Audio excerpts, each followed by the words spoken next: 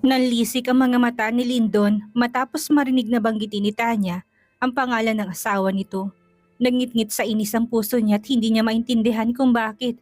Ang alam niya lang, gusto niyang pangalan lang niya ang bibigkasin nito lalo pat siyang nagpapaligaya rito sa oras na yon. Nanikit ang tingin niya noong makasalubong ang mga amo nitong mga mata. Kita niyang kaba doon. Sir, may kabang bigkas nito, maliit siyang ngumisi ng mapanganib. Sa inis nga niya ay gusto niyang ihiga ito sa malamig na sahig na yon at ang kinin. Lalong rumagas ang init sa katawan niya matapos maisip na nasa ibabaw siya nun at umuungol naman ito ng pangalan niya. Alam niyang hindi si Beth ang kaharap, ngunit ang init na nararamdaman niya ay walang pinagkaiba sa tuwing si Beth ang kasama niya. Nagdududa na nga siya sa pagkatao nito, ngunit hindi naman siya makahanap ng ebidensya. Sa ngayon, tuloy lang ang plano niya, ang angkinin ito at dalhin sa Maynila. Wala siyang pakialam kahit pa may asawa ito, kasal ito o ano paman. Masisira ang pamilya nito, pero ang kapalit noon ay mabubuo ang pamilya niya. At yun lang ang gusto niya. Do I look like your husband? Malamig niyang tanong dito, bago unti-unting makyat sa gilid ng pool na kinaatras naman ito. Sir, please. Please what? Please pleasure you? Pangaasar niya na kinapikit nito ng mariin. Alam niya sumusobra na siya. Gusto niya lang namang malaman kung gusto rin siya nito. Para alam niyang may tsansang magtagumpay ang plano niya. Nakatayo na siya sa harap nito habang ito ay nakaupo pa rin sa sahig. Balak na nga niyang gumapang sa itaas nito. Kung hindi lang niya narinig ang mga tawa na papalapit sa pinto. Imbis na tumuloy sa balak ay hinagilap niya ang mga pinadalang damit at tuwalya. Marahan niyang nilapag iyon sa gilid ni Tanya dahilan upang magmulat to ng mga mata. Sir, walang babalang sinil niya ito na halik na kinalaki ng mga mata nito. Hinawakan niya pang likod ng ulo nito bago pinalalim ang halik ngunit mabilis din siyang humiwalay. Wear my clothes, baka lamigin ka. Take note of this, hindi pa tayo tapos. Mapanganib niyang bulong dito bago tumayo't nagtungo sa pinto. Nilingon niya pa ito na isang beses at kita niya ang tarantang pagsusot nito muli sa pants ng uniform nito. Nung masigurado nakabis na ito'y saka pa lang niya binuksan ang pinto. Sakto lang dahil papasok ang tatlong babae mula doon. Kunot lang ang noon niya kahit paramdam niyang tinititigan siya ng mga to. Are you done swimming? Lakas loob na tanong ng isa sa may bilugang mata. Umangat ang gilid ng labi niya. Done with a friend. Pagsisinungaling niya at tinukoy na kaibigan si Tanya. Nailing siya dahil alam niyang iisipin ng mga ito na may nangyari sa kanila kahit wala naman. Yun din ang gusto niyang isipin. Halos mapamura nga siya nung makabalik sa kwarto niya at hindi pinansin ang magulong kama niya. Dumiretso siya sa banyo, hinubad ang boxer short niya at binuksan ang malamig na shower para pakalimahin ang nagiinit niyang katawan. Ngunit hindi siya nagtagumpay. Pinatay niya ang shower, sinandalang noo sa padar at mariing pumikit. Bumabalik sa isipan niyang nangyari kanina sa swimming pool at baliw na siguro siya para isiping si Beth iyon at hindi si Tanya. Madiin niyang ungol dahil mukhang hindi siya makakatulog ng maayos ngayong gabi. Bumigat ang paghinga niya habang lumalala ang init na nararamdaman niya. Shit, I know my hands will help me. Bulong niya sa sarili dahil mukhang kamay niya lang ang karami sa gabing yon. Nagsimula siyang paligayahin ng sarili habang nasa isip niya mangyayari. Kung naituloy lang ang kanina. Mga daing niya at ungol ang pumuno sa banyo. Ngayon lang siya naging ganun kabaliw at talagang sa kamukha pa ni Beth. Hindi niya sigurado kung anong oras siya natapos.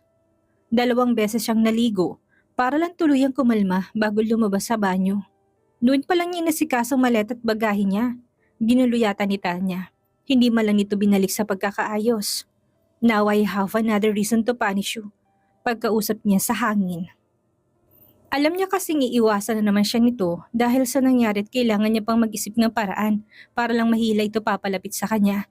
Ayaw na niya masyadong magtagal sa resort at gusto na niyang bumalik sa Maynila na kasama ito. Tsak na matutuwa ang kambal. Napangisi siya sa naisip ngunit nagsalubong ang kilay niya matapos makita rin sa kama ang kanyang cellphone. Ang pagkakaalala niya ay nasa bedside table yun o baka nakalimutan niya. Naiiling siya habang kinukuha iyon, ngunit sakto naman sa pagriring at lumabas ang pangalan ng lolo niya. Nag-iisip pa siya ng dahilan kung bakit ito tatawag sa ganoong oras ngunit wala siyang maalala. Malamang inegosyo o baka ang kambal. What is it, Lo? Bungad na tanong niya. Where the heck are you, Lyndon? Galit na sigaw nito. Pumirming mga labi niya. Still here in the resort. Uuwi rin ako. May asikasuhin lang. And you dare to get another woman and let her use your phone. Ano nga asikasuhin mo? Babae mo? Sermon pa muli nito. Literal na kumunot ang noon niya, ni minsan hindi niya pinahawak sa ibang cellphone niya, kaya't sinong babaeng tinutukoy nito. Pero natigilan siya matapos maalalang si Tanya lang ang pumasok sa kwarto niya. Ginamit nitong cellphone niya. Tumikim siya bigla. Isn't that what you want? Ang humanap ako ng ibang babae. Asshole! Siren is so mad because of that woman. Galit na kwento nito na kinalito niya. What about Siren Law? Naguguluhan na niyang tanong. Paano naman nalaman ng anak niya na may babae siya? Hindi pa nga niya naisasagawang plano niya.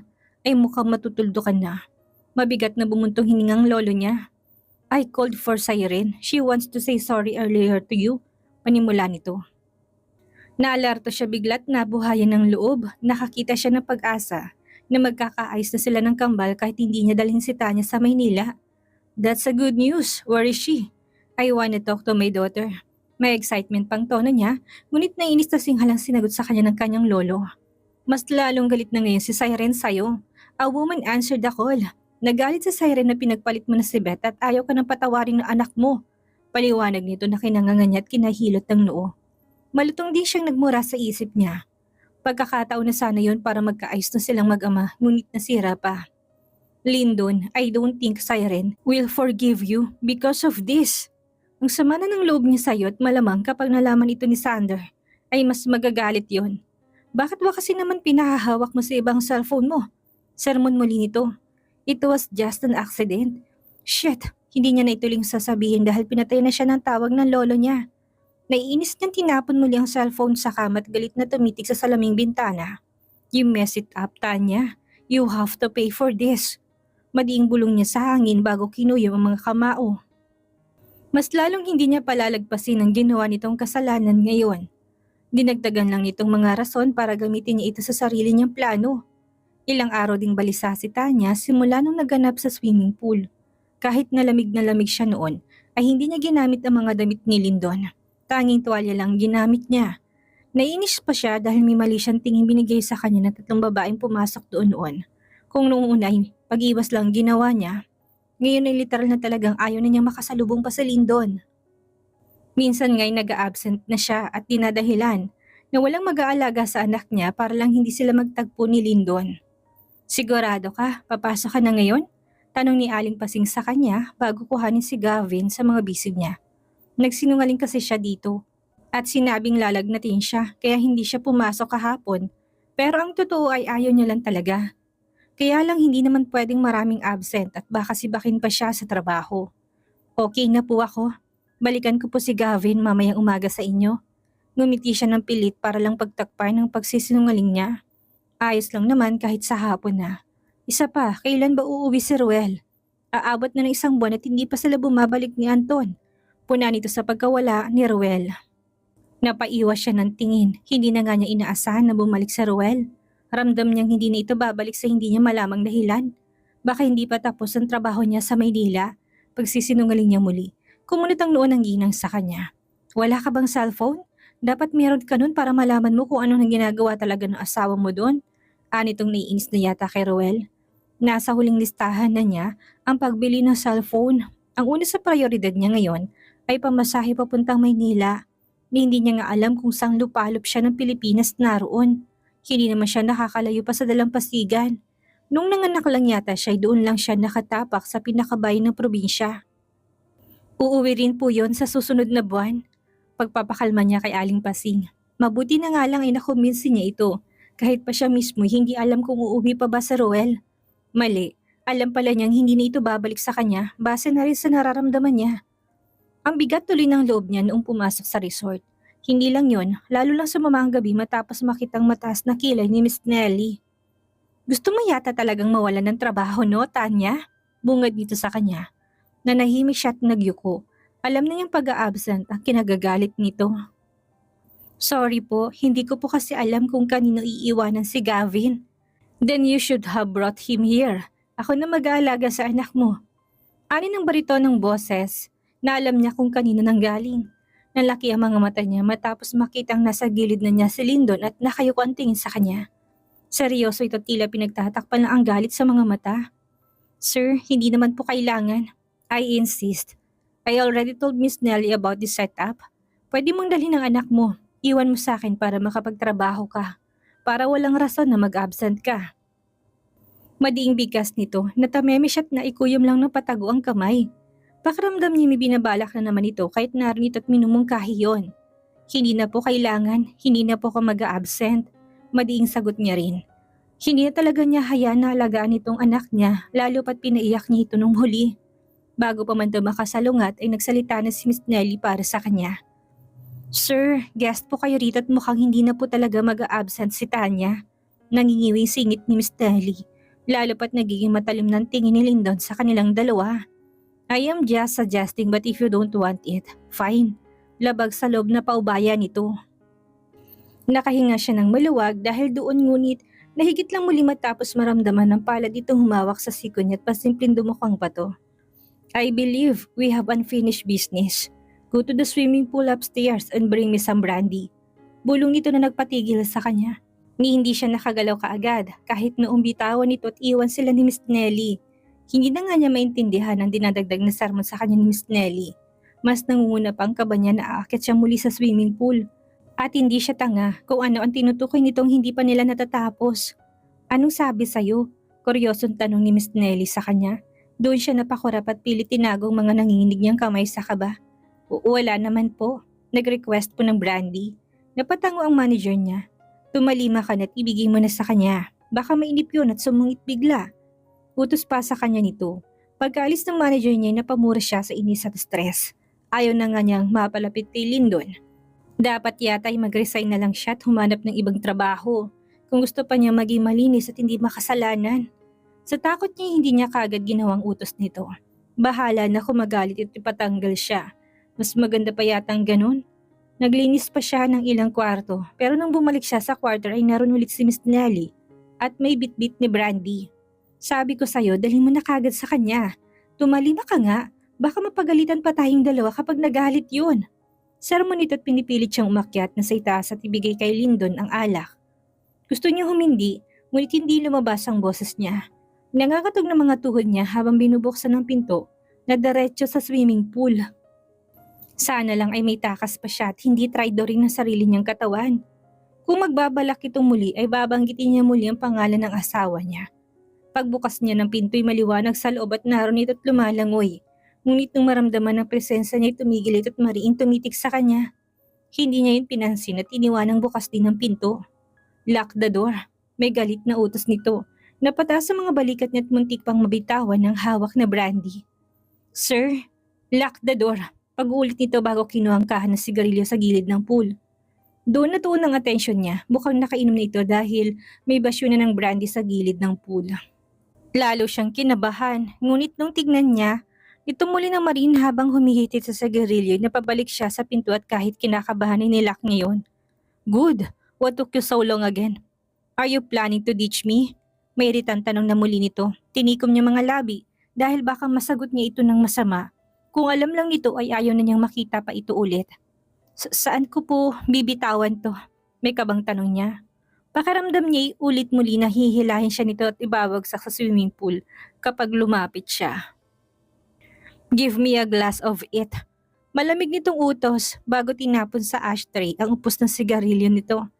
Tahimik siyang lumapit kahit pa nangangatog ang mga binti niya. Lumuhod siya para sana kunin ang baso at lagyan ng alak. Ngunit naagaw ang atensyon niya noong hindi siya nito pinansin at tinalikuran pa. Imbis na matuway literal na natulala siya, matapos mapansin ang tattoo nito sa likuran.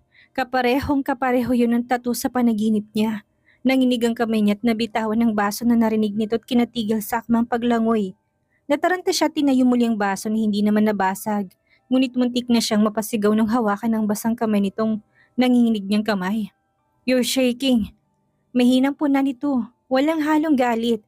Napasinghap siya lalo pat nasalubong ang mga mata nito may pag-aalala. Lumalim muli ang paghinga niya matapos maalala niyang lalaking may tattoo na may karomansa sa kama. Hindi niya alam kung siyang babae doon o iba, pero ang gusto niyang alamin ay kung ito rin ang lalaki mismo sa mga alaala niya. Magkakilala kaya sila kaya malakas ang loob nitong hawakan siya? What's wrong? Kunot noong tanong na nito. Umawa ang mga labi niya at wala sa loob na hinawakan ng balikat nito at inaplos ang tattoo nitong alam niyang nasa likod nito at bandang balikat. Nakalaro ba kita ng archery noon kaya kami tattoo? Maingat yung tanong base na rin sa nasabi ni Roel na mahilig siya sa archery. Tumiim ang tingin nito at halos malaki ang mga kamay niya nung hawakan nitong kamay niyang sa balikat nito. You know my tattoo? Makahulog ang tanong nito. Malit siyang tumango. Tingin ko'y nakita ko na yan noon. Gumuhit ng pag-asa sa mga mata nito. Favorite ko kasing archery. Dugtong niya na ikinadilim muli ng tingin nito. Mabigat ang huminga at humigpit ang hawak sa kamay niya. I never played archery with you. But if you want, you can tell me more about it while we play in bed or here.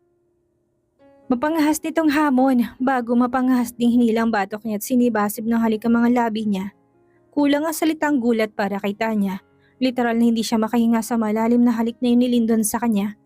Alam niyang wala na siyang kawalat, hindi niya alam sa sarili niya kung bakit sa oras na yun ay gusto niyang magpaubaya. Gusto niyang maalala kung ito ba talagang lalaki sa isip niya. Gaya ng gusto niya ay sinagot niya mga halik nitong kinatigil nito. Kung kailan sumagot siya ng halik at malasahan ng pinaghalong alak at mint ng sigarilyo sa bibig nito, doon naman ito tumigil. Mariin siya nitong muling tinitigan. Are you sure you want me to take you? Seryoso at hindi makapaniwalang tanong nito. Napalunok siya. Akala ba niya gusto siya nitong angkinin? Pero bakit tinatanong pa siya? O baka naman sinusubukan lang siya ng mga nakalipas na araw kung easy to get ba siya? Sa mga naisip ay umatras siya at biglang nahiya. Nang dahil sa mga naalala niya noon ay nagpatangin na naman siya kahit na alam niyang mali. Binalak niyang umalis na tumayo mula sa pagkakaluhod ngunit hindi siya nakakilos nung umahon nito sa swimming pool. Napaupo siya nung lumapit ito at hindi alam ang gagawin. Lalo na noong lumuhod ito. Sir, mali po kayo nang iniisip. Kontra niya kagad para may tsansa pang makatakas siya kahit pa sa totoo lang ay gusto niyang manatili para malaman ang katotohanan sa kabila ng mga alaala niya. Umangat ang gilid ng labi nito at napapikit siya nung iangat nitong braso. Ang akala niya hihilahin nitong muli ang batok niya ngunit hindi. Narinig niyang kinuha nitong bote ng brandy at noong magmulat siya ay kita niyang nagsasali na ito ng alak sa baso. Napakurap siya noong uminom ito pagkatapos nilagyan ulit ang baso. Umawang mga labi niya nung iabot nitong baso sa kanya. Once you accepted this, there's no turning back. Paus nitong bigkas. Nagdalawang isip siya tumitig pa sa baso, ngunit ang traidor niyang kamay kinuha yon at tuluyan ang nilagok ang alak. It seems like you are ready for me. Dagdag pa nito matapos mapansing na alis na niyang uniform niya. Nagiinit mga pisngit na paiwas ang tingin. Para na rin niyang binenta ang sarili dito. Siya itong hindi lasing ngunit siya pa yatang mas lango sa init. Pamilyar ang katawan nito sa kanya at hindi siya nagpapanik na nasa itaas ni ito. Oh shit, protesta niya nang tinutokso lang siya nito at hindi naman tinutuloy ang pag-angkin sa kanya. Seems like your husband was never good in bed. Pang-asar na komento nito dahilan upang mapakurap siya. Kung alam lang nito ay wala namang nangyayari sa kanila ni Roel. Sa naisip ay tila gustong bumalik ng katinuan sa isip niya. Ngunit napasinghap siya ng malakas at napahawak sa balikat nito. Nung walang sabing tinali nitong pag-iisa ng katawan nila, ramdam na ramdam niya ito sa loob at halos takot siyang kumilos bigla. Scared? Sensual na bulong nito. Oh God! Dinig niyang marahas nitong ungol sa may bandang tenga niya. Malapit na ako. Daing nito na sinabayan niya rin ng ungol dahil pakaramdam niya malapit na rin siya. I'm coming. Hingal niyang bulong dahil na rin sa bilis ng galaw nito. Kita niyang tumalim ang tingin nito at mas dumoble pa yata ang bilis ng tipong mawawasak na siya pero ayaw niya patong tumigil. Gusto niyang rahas ng gawa nito at alam niyang sasabog na siya anumang oras. Napadayin siya matapos maramdamang nakarating na siya pero ito pa'y patuloy pa rin sa paggalaw. Breathe, I'm almost there. Bulong nito ngunit kinagat din naman ang balikat niya. Hinintay niyang punuin siya nito sa loob gaya ng dinidikta ng isip niya. Ngunit napawang ang mga labi niya nung inalis nito sarili sa kanya at binusan lahat ng likido sa hita niya. Napakurap pa siya at natulala. Ngunit hinalikan nitong pisngi niya at gilid ng kanyang labi. As much as I want you to get pregnant, not now, but soon. There is more to come for the both of us. Bulong nito bago diniin ang sarili sa kanya. You want more? Napapikit siya nung isandal nitong noo sa noon niya at alam niyang sa oras na yun ay handang-handa na to sa isang mainit na pagsasalo nila. Hinanda niya rin ang sarili at kahit alam niyang mali talagang nangyayari sa kanila, ay muli siyang nagpaubaya nung angkinin siya nito. Beth, mahinang bulong nito sa kanyang tenga na nagpatigil sa kanya. Napakurap siya at halos matulala sa binigas nitong pangalan. Hindi niya alam ngunit nag-init ang sulok ng mga mata niya. Kinagat niya pang labi upang hindi kumuwala ang kanyang hikbi. Alam niyang tamang narinig niya na Beth ang binanggit nitong pangalan at hindi Tanya at nasasaktan siya dahil doon. Nanikip ang dibdib niya kalakip ng sensasyong nararamdaman. Ayaw niya mag-isipin ngunit hindi niya mapigilang isipin na baka asawa nito ang nasa utak nito habang may nangyayari sa kanilang dalawa. Naikuyom niyang kamaot kahit na gusto itong itulak palayo ay hindi naman niya magawa. Gusto niyang nangyayari sa kanila ngunit nasasaktan siyang ibang babae. Ang nasa isip nito't hindi siya. Labag man sa loob niya pinagbigyan niya ito na makaraos kahit na alam niyang hindi siya ang dahilan. Mabuti nga't hindi ito sa loob nagpakawala ng mainit na likido. Agad siyang tumalikod nung pareho silang makarating sa rurok. Agad ding bumagsak ang luha sa pisngi niya at ayaw niya makita nito yon. Ngunit naginit ang puso niya matapos maramdaman ng pagyakap ng mainit nitong palad sa kanyang tiyan. Sumandal ito sa ulo niya at hinalik-halikan pa ang buhok niya. "Are you tired?" Mabini pa nitong tanong, pumikit siya ng mariin. Tapos nang makasalanan nilang gawain at hindi na dapat pa siyang manatili sa tabi nito. "You can sleep in my room. Sasabihin ko sa manager mong inutusan kita." Lambing pa nito sa kanya, nanginig ang labi niya dahil gusto niya itong kumprontahin sa narinig na pangalan kanina at sa tono nito. Mabait ba ito dahil nakala pa rin itong siya si Beth? Nasa panaginip pa rin ba ito at hindi maisip na siya si Tanya? "I'll watch you sleep." "Hindi ako si Beth." Lakas loob na putol niya sa sasabihin pa nito. Ramdam niya na tigilan ito mula sa likod niya at bahagyang lumuwang ang pagkakayakap nito sa kanyang tiyan. Tamang ang hinala niyang iniisip nitong siya si Beth habang may nangyayari sa kanila at hanggang ngayon. Lalo sumakit ang puso niya kahit wala siyang karapatan. Kahit pa kasalanan ng ginawa nila. Si Tanya ako, hindi si Beth. Halos mautal siya doon at gustong muling lumuha, ngunit kaagad niyang binaklas ang yakap nito at tinungong pinto ng banyo. Hindi niya alam kung susundan siya nito pero pinapanalangin niyang hindi. Dere-derecho nga siya sa gilid ng swimming pool at naiyak na sinot muli ang mga damit niya. Kahit basa pang buhok niya hindi maayos ang pagkakabotones ng uniform niya, ay umalis siya sa swimming pool area at bumalik sa kanilang quarter. Doon siya umiyak ng katangahan niya. Sinigurado naman niyang hindi siya mabubuntis pero hindi pa rin magbabago na nagtaksil siya sa asawa niya. Hinayaan niyang may mangyari sa kanila ni Lyndon nang dahil lang sa tattoo. Pagkatapos si ibang babae naman palang nasa isip nito. Kahit naghihinagpis wala siyang choice kung hindi magtrabaho pa rin. And-expect niya ngang ipapatawag siya ni Lyndon at uutusan. Pero hindi naman nangyari. Malamang masarap ang tulog noon at napagod sa ginawa nila. Mas maganda na rin hindi siya utusan nito dahil wala siyang mukhang maihaharap. Pakiramdam niya titingnan lang siya nito bilang mababang babae dahil pumayag siyang magpagalaw kahit pa may asawa siyang tao. "Naligo ka ba, Tanya?" Puna ni Miss Nelly matapos mapansin ang basang buhok niya. Opo, hindi po kasi ako nakaligo sa bahay kanina." Pagsisinungaling niya. "Akala ko pa naman nakikiswimming ka kay Sir Lyndon." Tukso nito na muntika na siyang kinasinghap. May asawa na po ako, Miss Nelly."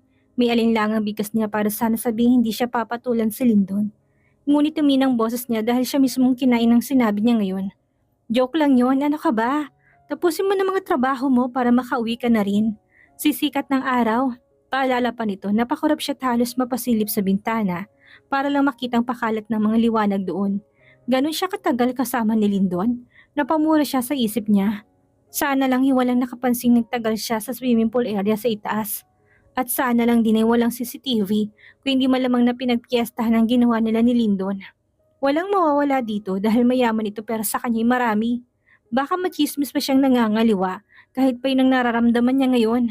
Ang bigat tuloy ng loob niya talagang ginagambala kung may CCTV ba sa lugar na yon.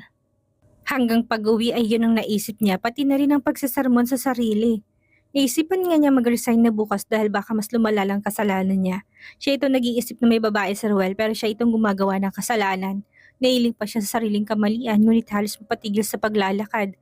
Patungo sa bahay nila matapos makitang magarang sasakyang nakaparada doon.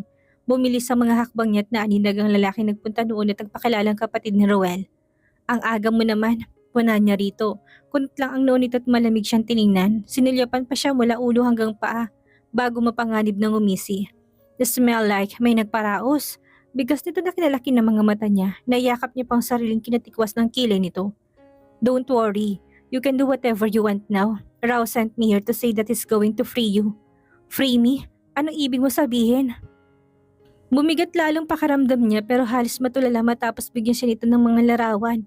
Nanginginig ang kamay niya habang kinukuha mga yon. Rao still kind enough to inform you about this.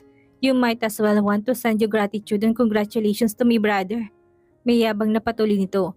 Muling nangilid ang luha niya matapos makitang masayang-masaya sa Ruel sa mga larawan kasama isang babae. Alam niyang kasal yun na talagang nagpagulat sa kanya. Kasal kaming dalawa. Gusto niya sanang ipilit yun ngunit tumiling to. You were never married to him. Let him go. He's now legally and happily married to Tanya de la Merced. Muling imporma nito na talagang nagpalaki sa mga mata niya.